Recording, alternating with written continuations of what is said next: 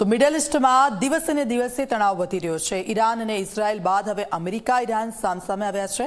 હોર્મુઝ સ્ટ્રેટમાં અમેરિકાના અપાચે હેલિકોપ્ટરને તોડી પડાયું છે। 2 અપાચે હેલિકોપ્ટર તોડી પાડવામાં આવ્યા છે। પાયલટને સી ડ્રોનની મદદથી રેસ્ક્યુ કરવામાં આવ્યા છે। આ હુમલો ઈરાને કર્યો હોવાનો ડોનાલ્ડ ટ્રમ્પનો દાવો છે। ઈરાને ટ્રમ્પના દાવાને ખોટો ગણાવ્યો છે। અપાચે હેલિકોપ્ટર પર અમે નથી કર્યો હુમલો, ઈરાનનું આ કહેવું છે। અમેરિકા માત્ર હુમલા માટે બહાનું શોધી રહી છે, ઈરાનનું આ કહેવું છે। તો હોર્મુઝમાં અમેરિકાના અપાચે હેલિકોપ્ટર છે કે તેને તોડી પાડવામાં આવ્યા છે। 2 અપાચે હેલિકોપ્ટર તોડી પાડ્યાનો દાવો થઈ રહ્યો છે। મિડલ ઇસ્ટમાં ફરી દિવસે ને દિવસે તણાવ વધ્યો। ઈરાન ઇઝરાયલ બાદ હવે અમેરિકા અને ઈરાન સામસામે આવી ગયા છે। હોર્મુઝમાં અમેરિકાના અપાચે હેલિકોપ્ટર છે તેને તોડી પાડવામાં આવ્યું છે। ઈરાને ટ્રમ્પનો આ દાવો છે તેને ખોટો ગણાવ્યો છે।